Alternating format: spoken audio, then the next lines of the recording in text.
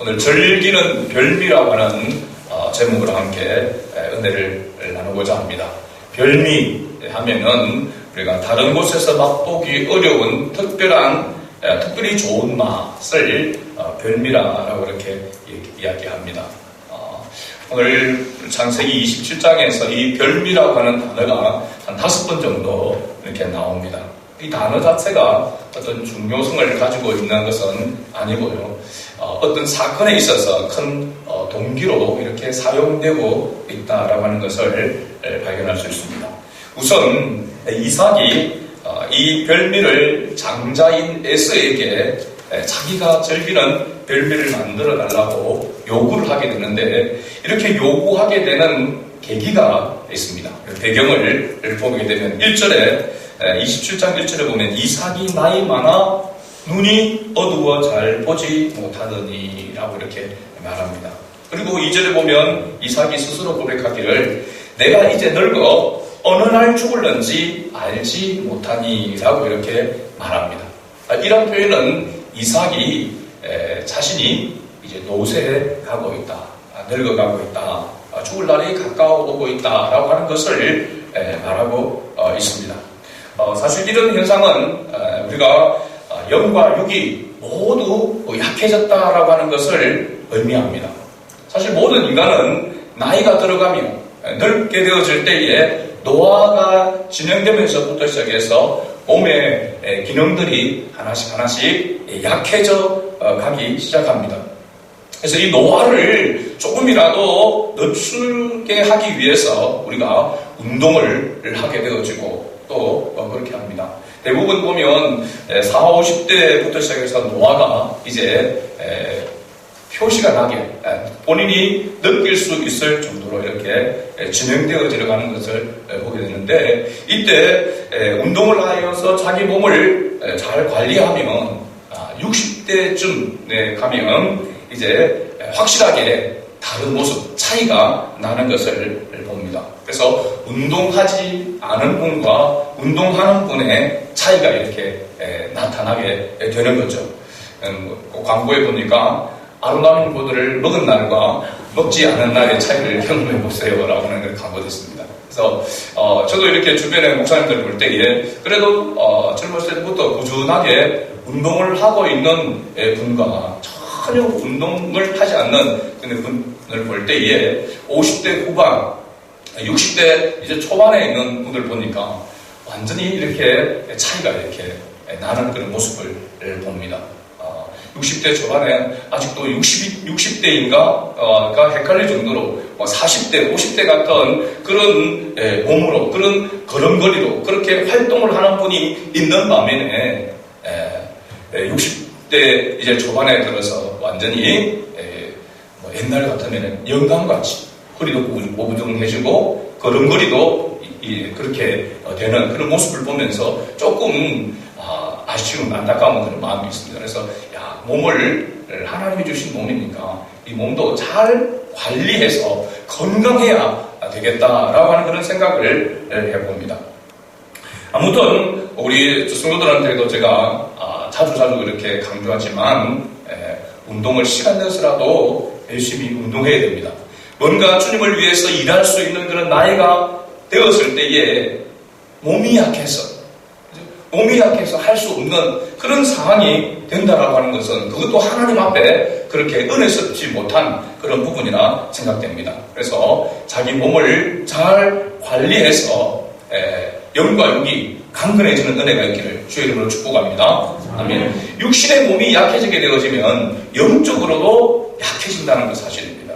그래서 영과 육은 어떻게 보면 별개라고 할 수 있지만은 그런데도 불구하고 서로 연관되어져 있다라고 하는 것을 우리가 부인할 수가 없습니다. 그래서 육신이 약하게 되어지면 정신적으로도 약하게 되어지게 되고 영적으로도 약하게 된다라고 하는 것입니다. 물론 꼭 그런 것은 아니지만 보편적으로 우리가 볼 때에 육신이 약하게 되어지면 정신도 약하게 되어지고 영적으로도 약해질 수밖에 없다는 겁니다. 그래서 오늘 본문의 말씀에도 보면은 이삭이 육신이 이제 노쇠하여 늙어가니까 눈이 잘 흐려서 보이지 않았다는 겁니다. 그래서 자기가 어느 날 죽을지도 알지 못한다라고 했습니다. 사실은 우리가 어느 날 죽을지 누가 알 수 있겠습니까? 그죠? 우리의 생사화복이 하나님의 손에 달린 줄로 믿습니다. 그런데 그 당시에 대부분의 사람들이 생각할 때 우리도 마찬가지지만 지금도 마찬가지지만 자기가 어느 정도까지 살 수 있을 것이다 라고 예측하게 되는 그런 기준이 있습니다. 그건 바로 뭐냐면 부모의 나이입니다. 부모가 언제 돌아가셨느냐에 따라서 그 자기도 어느 정도 살게 될 것이다 라고 하는 것을 예측하게 되는 거죠. 그러니까 이삭이 생각했을 때에 지금 이삭이 지금 눈이 어두워졌다라고 하는 이때가 뭐냐면 137세입니다. 137세. 그러면 이삭의 아버지 아브라함이 몇 세에 죽었을까요? 175세에 죽었습니다. 그리고 이삭의 어머니 사라는 127세에 죽었습니다. 그러니까 그러면 두 부모에 대해서 우리가 생각해 보면은 이삭은 자기가 생각할 때에 140까지 살 수 있을 것이다 라고 이렇게 예측을 한 것 같습니다. 그러니까 137세가 되어져서 눈도 흐려지게 되어지고 되고 뭔가 어느 날 죽을지에 대해서도 분별할 수 없는 그런 상황에 이르렀다라고 하는 것입니다. 그런데 우리가 노쇠하다고 해서 노년이 되었다고 해서 정신적으로 또 어떤 영적으로 우리가 다 약하다라고 이렇게 볼 수만은 없습니다. 성경에 대표적으로 보면은 우리가 모세를 볼 수 있습니다. 모세. 신명기 34장 7절 말씀에 보면은 모세에 대해서 이렇게 기록하고 있습니다. 같이 읽어봅니다. 모세가 죽을 때에 나이 120세였으나 그의 눈이 흐리지 아니하였고 기력이 쇠하지 아니하였더라. 아멘. 그죠? 같은 나이가 들어서 죽게 되어졌음에도 불구하고 모세는 120세에 죽을 때에 그의 눈이 흐리지 아니했다 했습니다. 오늘 이삭은 말했습니까? 눈이 어두워졌다. 다른 데 보면 흐려졌다라고 이렇게 말하고 기력이 쇠하지 않았다. 라는 말은 힘이 있었다라고 하는 겁니다. 또 한 사람을 보면은 갈렙이라고 하는 사람입니다. 여호수아와 함께 가나안을 정탐했던 그런 사람이죠. 헤브론 땅을 정복할 때에 이 갈렙의 나이가 85세였습니다. 여호수아 14장 11절에서 12절을 보면 이렇게 기록하고 있습니다. 같이 읽어봅니다. 모세가 나를 보내던 날과 같이 오늘도 내가 여전히 강건하니 내 힘이 그때나 지금이나 같아서 싸움에나 출입에 감당할 수 있으니 그 날에 여호와께서 말씀하신 이 산지를 지금 내게 주소서. 아멘. 갈렙이 젊었을 때에 가나안 땅 정탐꾼의 지파의 대표로 갔단 말이죠. 그때의 그 젊었을 때의 그 모습과 지금 85세가 되어서 노장이 되어져 있는 그 상태인데도 불구하고 오늘도 내가 여전히 강건하니 내 힘이 그때나 지금이나 같아서 싸움에나 출입에 감당할 수 있으니 지금도 전쟁에 나가서 싸울 수 있는 그런 힘을 가지고 있었다라고 그렇게 말합니다. 그러면서 그 척박한 땅 헤브론 땅을 정복하기 위해서 이 산지를 지금 내게 주소서라고 여호수아에게 요청하고 있는 그런 모습을 보게 되죠. 그러니까 사실 우리가 죽을 때까지 영과 육이 강건할 수 있다라고 하는 것은 어떻게 보면 우리의 노력도 필요하지만 하나님의 은혜다라고 하는 것을 알 수 있습니다. 그렇죠? 운동을 아무리 열심히 해도 우리가 아무리 몸을 강건하게 한다고 해가지고 오래 살 수 있는 것은 아닙니다. 건강하게 열심히 운동하다가 심장마비를 죽는 사람도 있습니다. 갑자기 그렇죠? 어느 때에 어느 순간에 우리가 죽을지는 알 수가 없습니다. 그러나 보편적으로 우리가 우리의 몸을 건강하게 잘 관리하게 될 때에 우리의 삶의 질이 훨씬 더 나아지게 된다는 겁니다. 그리스도인으로서 우리가 살아갈 때에 우리의 삶의 질이 우리도 만족되어야 될 줄로 믿습니다. 늘 힘들고 어려운 가운데서도 우리가 주님을 붙들고 살아가야 되지만 강건하여서 우리가 주를 위하여 헌신하고 봉사할 수 있는, 충성할 수 있는 그러한 우리의 몸이 되어야 될 줄로 믿습니다. 아무튼 이삭이 자기 눈이 흐려지고 이런 분별력이 흐려지니까 이제 내가 죽을 날이 가까이 왔다라고 이렇게 느낀 것 같습니다. 그래서 그는 어떻게 보면 착각했다라고 할 수 있죠. 137세인데 이삭이 몇 세까지 살았을까요? 180세까지 삽니다. 137세에 자기 죽을 날이 가까웠다라고 착각을 한 거죠. 왜냐하면 분별력 없었으니까. 그죠? 그런데 그 이후로 180세까지 살았다는 겁니다. 그러면 그 이후에 이삭의 삶이 어땠다는 겁니까? 골골하면서 살았다라고 하는 것을 알 수 있습니다. 골골하면서. 137세부터 시작해서 눈도 흐려지고 뭐 이렇게 분별력도 없어지고 실수를 하는 그런 사람인데 그런 모습으로 언제까지? 180까지 살다 죽었다는 겁니다. 그래서 자기의 몸이 이렇게 약해지니까 아이고 내가 죽을 날이 가까워하는 모양이다 라고 생각을 하고 이 이삭은 자기가 즐기는 별미를 먹기를 원했습니다. 그리고 그것을 에서에게 자기 맏아들 에서에게 사냥하여서 네가 그 요리를 만들어 달라, 별미를 만들어 달라. 그리하면 내가 죽기 전에 내 마음껏 너에게 에서에게 축복하겠다라고 그렇게 말합니다. 이 말을 듣고 에서가 들로 사냥을 나가게 됩니다. 화살통과 활을 들고 이제 들로 사냥을 나가게 되는데 이삭과 에서가 대화하는 그 내용을 누가 엿들었냐면 리브가가 엿듣게 됩니다. 그리고 리브가가 야곱을 불러서 말합니다. 이삭은 에서의 사냥한 고기를 늘 즐겼습니다. 그래서 에서를 사랑했다고 했습니다. 리브가는 장막 안에 거하는 야곱을 또 사랑했다고 했습니다. 부부하지만 두 아들이 쌍둥이를 두고 서로 사랑하는 것이 달랐다는, 대상이 달랐다는 겁니다. 그래서 리브가는 야곱이 이 에서가 받아야 될 이 축복을 받았으면 하는 그런 마음이 생긴 것이죠. 그래서 리브가는 야곱이 이 이삭의 축복을 받기를 원했습니다. 아버지의 축복권이 얼마나 중요한가라고 하는 것을 이 온 가족들은 알고 있었습니다. 이삭도 마찬가지고 리브가도 마찬가지고 또 에서나 야곱도 마찬가지고 아버지의 그 축복권, 족장의 그 축복권이 얼마나 중요한가를 알고 있었다라고 하는 것은 매우 고무적입니다. 그렇죠? 우리가 하나님의 은혜 가운데서 예수 그리스도의 이름으로 하나님의 자녀가 된 우리가 자녀들을 위하여서 복을 빌 수 있다라고 하는 것이 엄청난 큰 은혜요 또 하나님께서 주신 복인 줄로 믿습니다. 그러니까 여러분 예수를 믿는 우리 부모들은 동일하게 자녀들에게 축복할 수 있는 권리가 권세가 있다라고 하는 사실입니다. 그러니까 우리 자녀들을 위해서 저주하거나 너는 뭐 삭수반 몰았다 이런 말들을 절대 하면 안 됩니다. 자녀를 향하여서 우리는 그리스도 안에서 너는 상대해질 것이다. 너는 잘 될 것이다. 하나님이 너와 함께 하신다. 라고 하는 것을 항상 이야기해 줘야 되고 또 가능하면은 우리가 축복의 그런 기도를 해 주어야 하는 것입니다. 그럴 권리가 하나님의 자녀인 우리에게 하나님의 자녀된 부모인 우리에게 있다라고 하는 사실입니다. 어쨌든 이삭이 이 축복권을 가지고 자녀에게 축복하기를 원하고 그 축복에 관하여서 그 축복을 받기를 원하는 그 가운데서 이 어떻게 보면 가정의 암투가 벌어지고 있다라고 하는 것을 볼 수가 있습니다. 지난 복음화 대승에 제가 언급했죠. 오셨던 그 목사님께서 아버지가 가진 축복과 어머니가 가진 그 축복권은 동일하게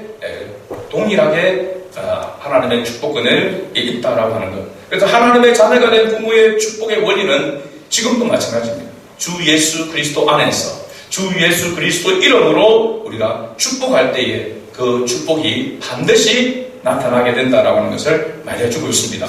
그러니까 축복이라고 할 때, 복이라고 할 때 그것은 우리가 많은 것을 소유하고 이 땅의 역사를 많은 것을 차지하는 것이 또한 아님을 우리가 이 이삭과 야곱 이 족장의 계열에서 하나님께서 복 주시는 것을 통해서 우리가 살펴볼 수가 있습니다.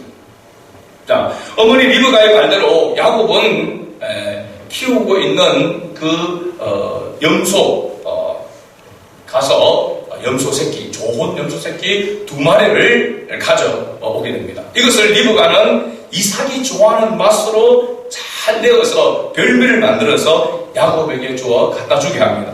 거기에다가 야곱은 실제로 보면 몸에 털이 없습니다. 매끈매끈하다고 했습니다.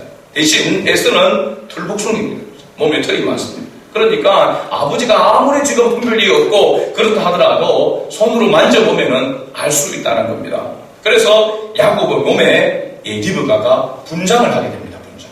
어떻게 분장을 했는지 얼마나 했는지 모르겠지만 나중에 그 만져보고 뒤에 이렇게 얘기합니다. 음성은 야곱인데 몸은 에서로구나 라고 그렇게 이야기합니다. 그러니까 생각해 볼 때에 이 이삭이 생각해도 뭔가 느낌이 이상하단 말이죠. 직접 만져봅니다. 그래서 가까이 오라라고 이렇게 이야기하면서 만져보면서 음성은 야곱인데 네가 누구냐라고 할 때 야곱이다, 에서라고 이렇게 야곱이 이야기했단 말이에요. 속였단 말이죠. 근데 음성을 들어보니까 야곱의 음성인데 그래서 직접 만져본다는 겁니다. 만져보니까 몸은 에서로구나. 그러면서 분별하지 못하고 축복하였더라라고 22절과 23절에 그렇게 기록하고 있습니다. 그리고 이삭이 실수로 축복하지만 그 축복에 대하여서 기록하고 있는 내용이 27장 27절에서 29절까지 내용입니다.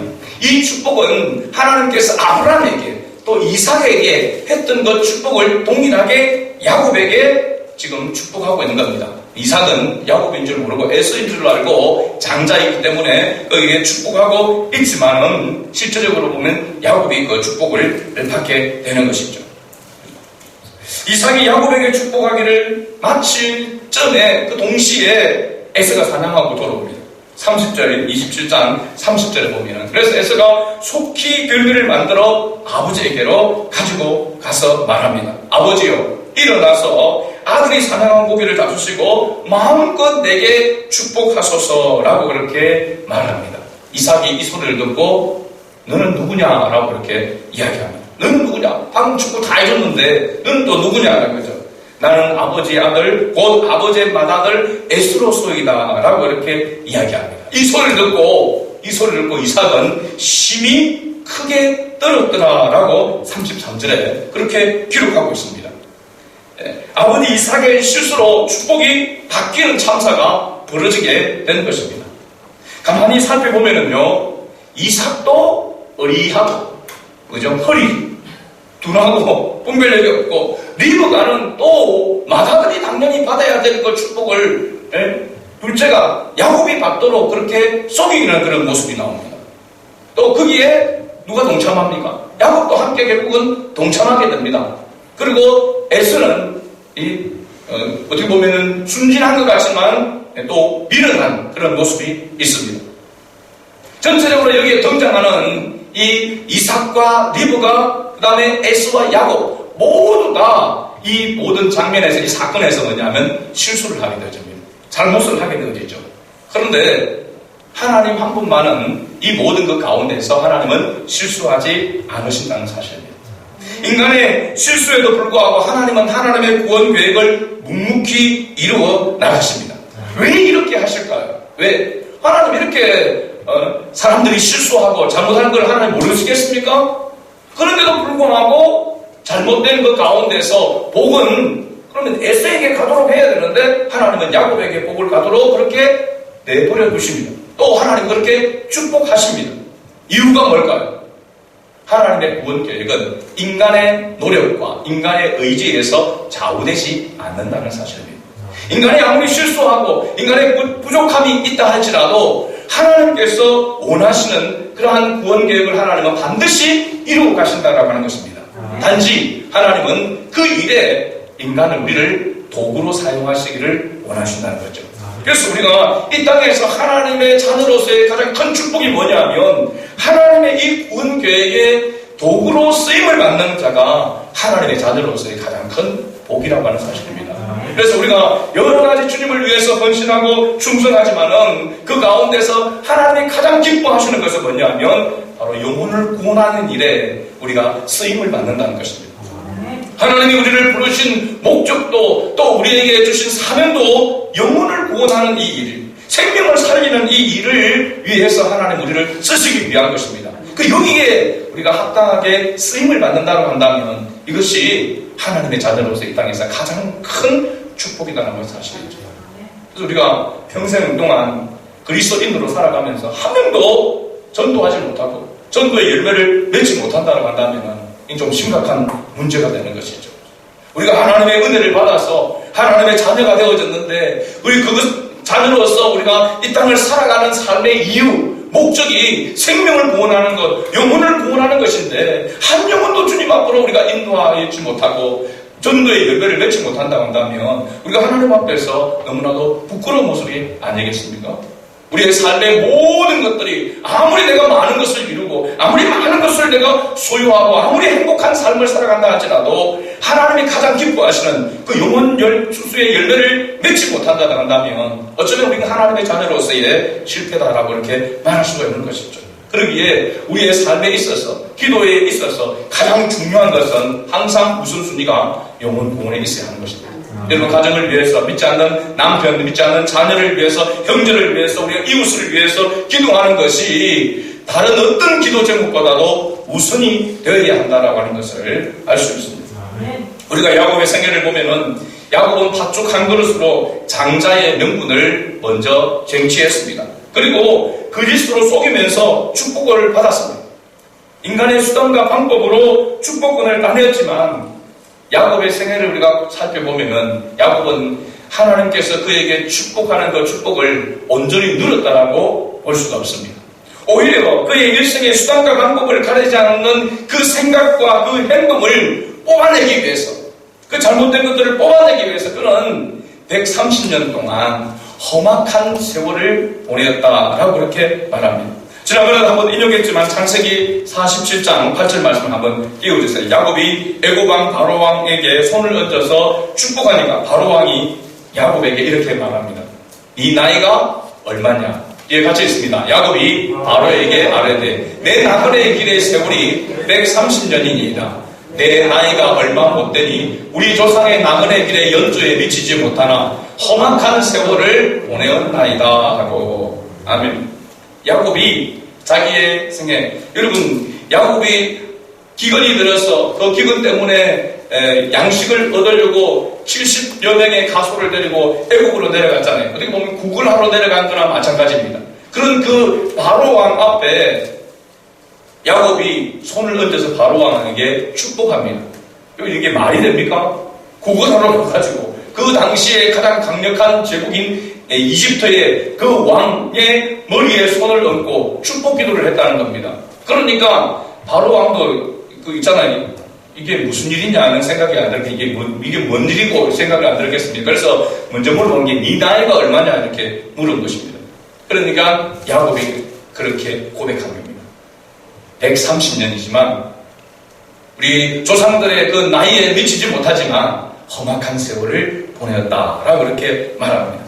이 험악한 세월이 그러나 어떤 세월이냐 하는 것에 대해서 창세기 49장 26절에 마지막에 야곱이 그 12지파 아들들을 향하여서 축복하면서 고백한 내용입니다. 같이 읽어봅니다. 내 아버지의 축복이 내 손주의 축복보다 나아서 영원한 산이 한없음같이 이 축복이 요셉의 머리로 돌아오며 그 형제 중 뛰어난 자의 정수리로 돌아오리로다. 아멘. 여기 네 아버지의 축복이 내 손주의 축복, 네 아버지의 축복을 말하면 요셉을 말하고 있습니다. 네 선조의 축복보다 누구 말합니까? 야곱의 선조를 말합니다. 야곱의 선조는 누구 말합니까? 이삭과 바로 아브라함을 말합니다. 이삭과 아브라함이 받았던 그 축복보다 야곱 자신이 받았던 축복이 더 나았다는 말은 뭡니까? 더 좋다는 것입니다. 더 많았다는 것입니다. 그러면 생각해 보십시오. 아브라함은 거부가 되어졌고 족장으로서 많은 가소들을 거느리면서 그 당시에 그룹의 회장과 같은 그런 모습의 그런 물질의 그런 축복도 누리며 살았습니다. 이삭도 마찬가지입니다. 많은 소유물을 가지고 지냈습니다. 근데 야곱은 보면 그렇게 아버지 이삭이나 할아버지 아브라함에 비교해 보면 그렇게 많은 소유를 얻지 못했습니다. 그리고 그의 인생이 뭐냐면 그런 축복을 누리면서 행복하게 살아갈 여유가 없었습니다. 늘 바등바등하면서 수단과 방법을 가리지 않고 많은 것을 소유하기 위해서 애를 썼지만 그렇게 누리지 못했어요. 그런데 야곱은 뭐라고 고백하냐면 내 아버지 이삭보다 내 할아버지 아브라함이 받았던 그 복보다도 내가 받은 복이 더 많다, 더 낫다 라고 이렇게 고백한 것입니다. 이유가 뭘까요? 실제적으로는 그렇지 않는데 실제적으로 많은 것을 누리지 못했는데 많은 것을 소유하지 못했는데도 불구하고 왜 이런 고백을 하게 되었을까요? 그것은 바로 야곱의 인생에 어떻게 보면 고난과 어려움들이 반복되어지는 그런 많은 험악한 세월 속에 하나님의 손길이 그에게 있었다라고 하는 사실입니다. 하나님의 손길을 얼마나 많이 맛보았는가를 볼 때에 이삭보다도 아브라함보다도 야곱은 훨씬 더 많은 하나님의 손길을 경험했다라고 하는 것입니다. 이것이 내 선조의 축복보다 자기가 더 낫다라고 이렇게 말하고 있는 것이죠. 우리가 생각할 때에 그리스도인으로서 우리가 크리스찬으로서 이 땅을 살아갈 때에 우리가 하나님의 이름으로 또 하나님의 능력으로 많은 것을 소유하고 또 좋은 것을 많이 차지하기를 원하지만 하나님이 정말 원하시는 복은 거기에 있지 않을 수도 있다라고 하는 사실입니다. 어떻게 보면 가장 밑바닥에 있을 때에 가장 어려움 가운데 있을 때에 그때에 그 어려움 속에서 고난 속에서 하나님의 손길을 경험하는 것 그것이 복이다라고 말하고 있는 것입니다. 우리가 지난 다니엘 기도 가운데서 제가 은혜를 받았던 그 보면 김천 은혜 드림교회 최인선 목사님 그 간증을 제가 들었습니다. 2019년에 갑자기 또 자기와 같이 자전거를 이렇게 타면서 운동을 라이딩을 이렇게 하다가 사고를 내면서 두 집사님 한 분은 약사고 또 뭐 한 분은 또 하여튼 두 분이 있어 아주 교회의 기둥 같은 그 두 분이 자기가 보는 앞에서 바로 죽게 되는 것이죠. 사고. 그리고 또 얼마 지나지 않아서 자기 부목사의 아들 그것도 늦게 개우해서 귀하게 얻은 자녀를 또 얼마 되지 않아서 잃게 되었지만 우환이 겹겹이 몇 개월 사이에 그렇게 교회에 찾아왔다는 겁니다. 그래서 정말로 교회가 어려운 그런 상황에 정말 시험에 들 수밖에 없고 모든 성도가 낙심할 수밖에 없는 그 상황 속에서 하나님께서 기적을 베푸셨다라고 하는 것을 제가 간증을 통해서 저도 들었습니다. 자, 우리가 인생을 살아가면서 그리스도인으로서 하나님의 이 손길을 경험할 수 있는 것은 일생에 몇 번 우리가 경험하게 됩니다. 몇 번의 경험을 통하여서 우리는 하나님을 의지하면서 그리스도인으로 살아가는 것입니다. 한 번만이라도 경험하면 그 한 번으로 인하여서 하나님의 뜻을 따라서 일생을 살아가게 되는 것이죠. 그래서 우리 일생의 가운데서 이렇게 여러 힘들고 어려운 그런 상황, 고난을 맞닥뜨리게 되어졌을 때 그때 하나님의 손길을 경험한다라고 하는 것은 그 자리가 복이다라고 하는 것을 말해주고 있는 것입니다. 왜냐하면 하나님의 손길이 거기에 있기 때문에 그 하나님의 손길을 맛보는 것이 진정한 축복이다. 그리스도인에게 하나님의 자녀에게 복이다라고 하는 것을 말해주고 있는 거죠. 저도 이렇게 우리 교회를 돌아볼 때에 제가 우리 교회에서는 그렇지 않지만 집회를 이렇게 가거나 설교를 할 때에 그 교회에서 일어났던 것을 경험할 때에 많은 그 공감을 하고 은혜를 이렇게 받는 것을 봅니다. 화재가 일어나고 그죠? 또 교회를 건축하는 가운데 민원이 발생해가지고 정말 어려운 그런 상황에 거하게 되어지고 또 좀 안정되었다 싶으니까 그 안에서 또 갈등이 일어나서 성도들이 시험을 받아서 떠나게 되어지고 교회가 굉장히 어려운 상황 가운데 거하게 되지는 몇 번의 이런 경험들을 통하여서 이런 상황들을 통해서 하나님께서 은혜를 베푸셨다. 하나님의 손길이 함께 하였다라고 하는 것을 저는 경험하게 된 것입니다. 그래서 이것은 다른 어떤 평범하게 안전하게 그냥 평탄하게 목회하는 목사님에게는 얻을 수 없는 이건 보석과 같은 재산이라고 저는 생각합니다. 우리 교회 성도들도 마찬가지지만 우리 교회에서 우리가 어려움을 겪었을 때에 그 어려움에 함께 참여하면서 하나님께서 베푸신 그 하나님의 손길을 경험한 것이 우리 교회의 재산이다, 복이다 라고 이렇게 말하고 있는 것이죠. 그래서 여러분의 생애 가운데서 우리가 힘들고 어려운 그런 상황이 맞닥뜨리게 되어졌을 때에 거기에 하나님의 손길이 있다라고 하는 것을 우리는 깨달아야 하는 것입니다. 그래서 빨리 그런 것에서 벗어나기를 원하고 극복되기를 원하여서 기도해야 되겠지만 하나님의 손길을 맛보기를 원합니다. 하나님의 뜻이 어디에 있는지 하나님 왜 이렇게 하셨는지 내가 깨닫기를 원합니다. 그것을 통해서 깨닫게 되어진다면, 그러한 하나님의 손길을 경험하게 된다면 우리는 일평생 동안 하나님을 떠나지 아니하고 살아갈 수가 있는 것입니다. 왜 요즘 많은 그리스도인들이 교회를 떠나게 되어지게 되고 하나님을 멀리합니까? 하나님의 손길을 경험하지 못하기 때문에 그렇습니다. 교회를 내시는 다니는데도 불구하고 하나님이 살아계신지, 하나님과 나와 어떤 관계에 있는지, 그러한 것들이 하나님과의 뜨거운 하나님의 손길을 경험하지 못하니까 조금만 어려움이 오면은 그냥 그 어려움 때문에 떠나버리게 되어지고, 편안해지고 안전하게 되어지면은 그냥 거기에 머물러고 하는 것입니다. 이노센트 3세가 한국 중세시대 때에 그렇게 이야기를 했답니다. 그 중세시대 때에 교회가 어떤 모습이냐. 교회는 이제는 금과 은이 없는 교회가 아니다. 수시로 교황청에, 교회에, 마차에 은과 금이 교회 안으로 들어오는 것들을 보면서 그 이노센트 3세가 그렇게 말했다는 거죠. 뭐라고 말했냐면, 이제 교회는 금과 은이 없다고 말하지 못한다.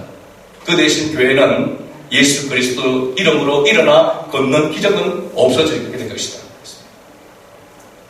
굉장히 충격적인 말이죠. 정확한 진단이라고 할 수 있습니다. 오늘 우리가 그리스도인이 우리가 살아가게 될 때에 우리 안에서 자꾸 우리의 것을 더 많은 것으로 소유하고 거기에 안주하게 되질 때에 하나님의 손길은 경험하기 어려운 것입니다. 그렇지 않습니까, 여러분? 그죠? 우리가 먹고 살만 하고 그냥 지낼만 하고 하니까 하나님 앞에 간절히 매달리지 않게 되지 않습니까? 그죠? 무엇이 더 중요한지를 우리가 알지 못하니까 하나님의 손길을 그 삶 가운데서 깨닫지를 못한다고 하는 사실입니다. 그러기에 우리가 어려움이 닥치고 힘든 일이 닥치게 될 때에 이것이 하나님의 도움의 손길을 경험할 수 있는 바로 축복의 통로가 된다라고 하는 것을 우리는 꼭 잊어서는 안 될 줄을 믿습니다. 우리가 그리스도인으로서 이 땅을 살아가면서 낙심하거나 절망할 필요가 없는 것은 실패와 절망과 좌절수만 해도 거기에 하나님의 손길이 있다라고 하는 사실, 이 때문에 그렇습니다.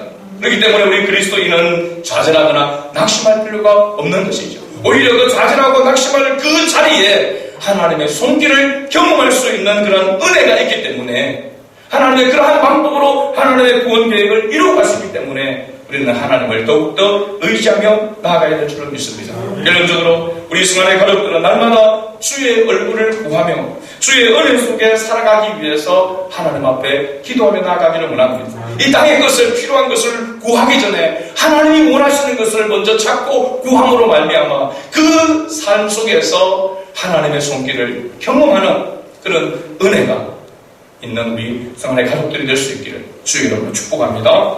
아멘. 우리 예수의 향기 11장 우리 찬양 가사를 생각하면서 찬양하면서 우리 하나님 앞에 한번 기도하며 나아가기를 원합니다. 다 일어나셔서 우리 찬양 같이 하겠습니다.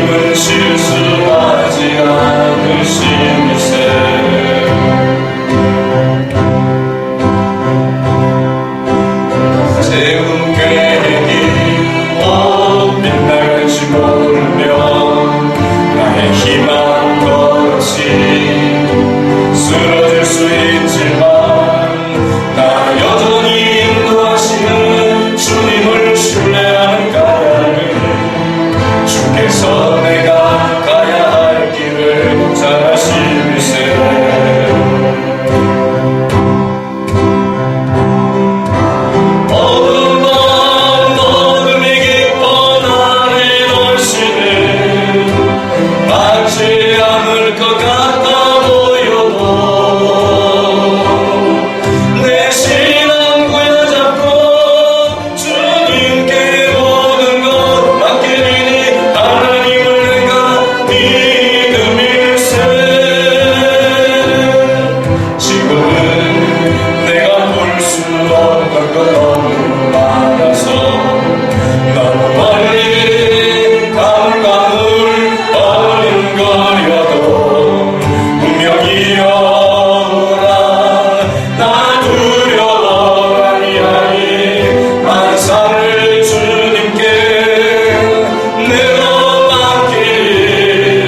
차츰차츰 안개는 걷히고